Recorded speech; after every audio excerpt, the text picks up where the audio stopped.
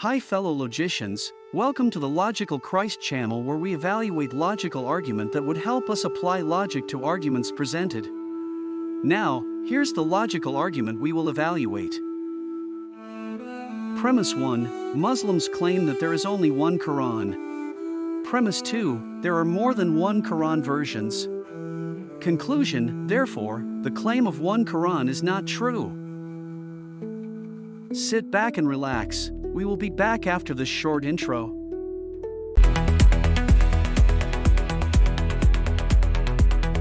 Thinking with logical Christ. Here again the logical argument.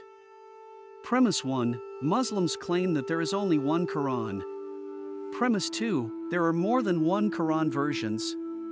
Conclusion, therefore, the claim of one Quran is not true. Premise 1 argument. This premise accurately reflects the mainstream Islamic belief.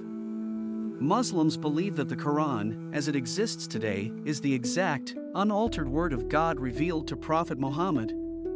Here's a clip that shows this claim.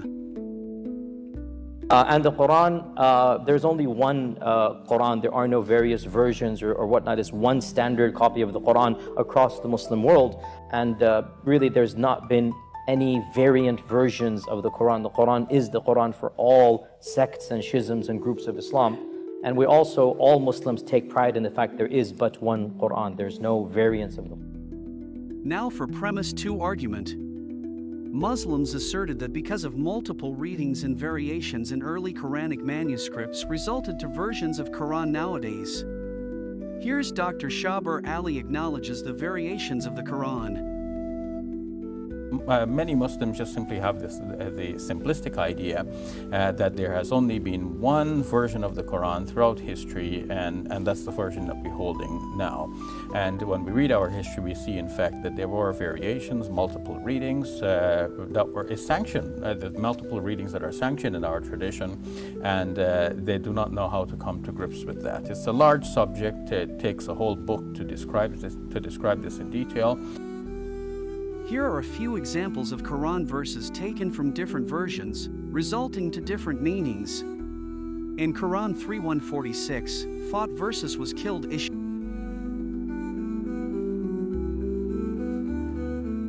In Quran 98:6, creatures versus innocent.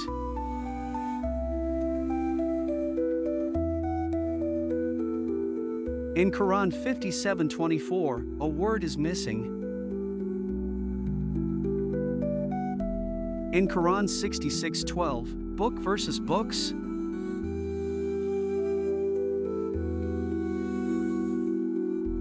In Quran 21:4, say or said.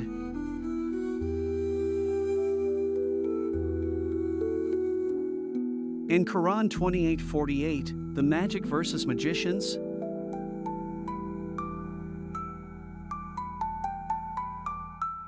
In Quran 43:19, of versus with.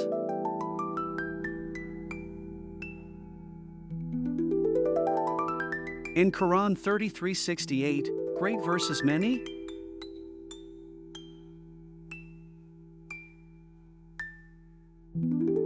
Following the arguments, we can logically accept the conclusion that based on evidence that the claim of having one Quran is not true. Here is another spin of the same logical argument. Premise 1, the variations in the Quranic manuscripts resulted to different versions of the Quran.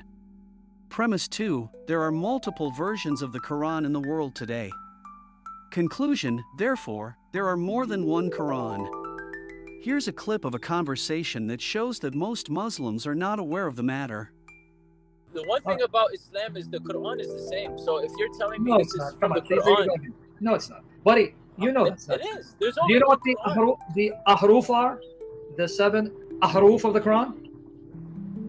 No, what is that? 7 letters? Oh, according to Muhammad in the Hadith, the Quran was revealed in 7 ahruf. To this day, no Muslim knows what they are. How many qira'at, Arabic readings of the Uthmani Mus'haf you have? I don't know. You don't have one Arabic Quran. You have many Arabic Qurans. You have Hafs and Duri and Warsh. And even in the hadith, you had Qurans written down by Muhammad's companions that were burned by Uthman ibn Affan. I mean, don't Muslims have the one Quran that we all read? No. When we go make prayer, especially in Ramadan and like these holidays, we recite the same things. We No, you all don't. say we Nope. do. When it No, comes brother, to look at my brother in humanity. Don't take my word for it. When you go to the mosque this Friday, ask the imam about the qira'at and how certain parts of the Muslim world, they will go with the warsh or the duri. You go with the habs. It's not the same, buddy. I'm not making it up. Just don't take my word for it. When tomorrow you have Jummah prayer. Tomorrow, good. Inshallah.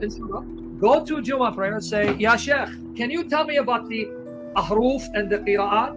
And say, are there certain parts of the Muslim world that they go with an Arabic Quran that's not the hafs? Because you go with the hafs, but then you have the warsh, and then you have others. But ask him, it's not the same. There are variations in the existing Arabic Qurans. That's not even discussing the ahruf of the Quran. To this day, no one knows what the ahruf are. what are the haruf like? Nobody knows. That's what I just told you. Al-Suyuti, one of your imams, said there are over 40 different interpretations of what the ahruf are. Nobody knows. Just say, Ya Sheikh, what's the ahruf and how are they different from the qira'at? He'll tell you yes. And he'll tell you that even people like Suyuti didn't know what the ahruf were. There were over 40 different opinions. No, your Quran is not perfectly preserved. It's not one Arabic Quran. It's not true, man. I'm not lying to you. But don't take my word. The one that everybody has memorized, that's the main one though.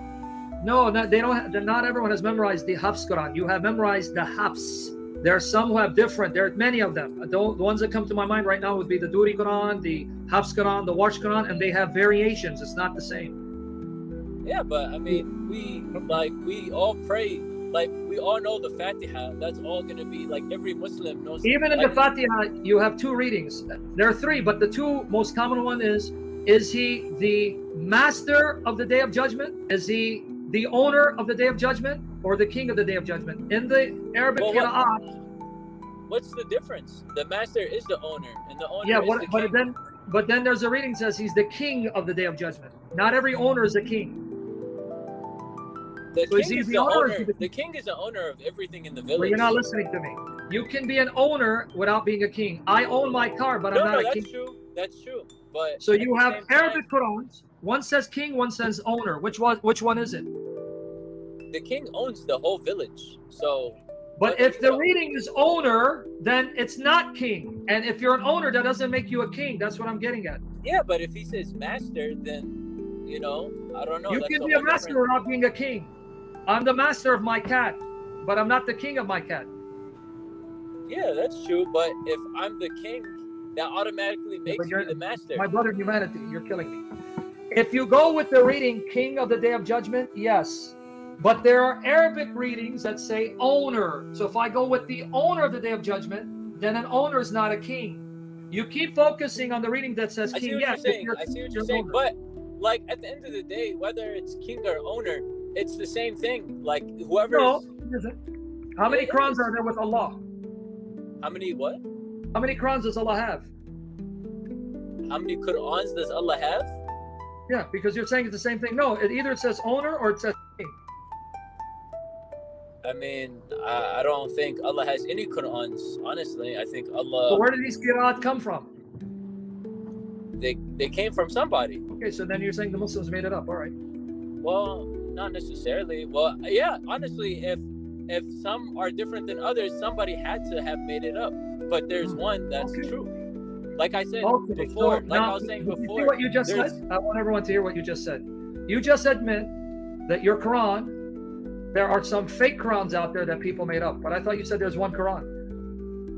Finally, after our evaluation of the premises, we have a solid logical argument that Premise 1, Muslims claim that there is only one Quran. Premise 2, there are more than one Quran versions.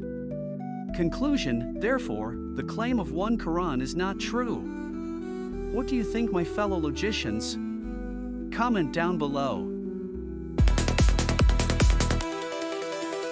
Thinking with Logical Christ.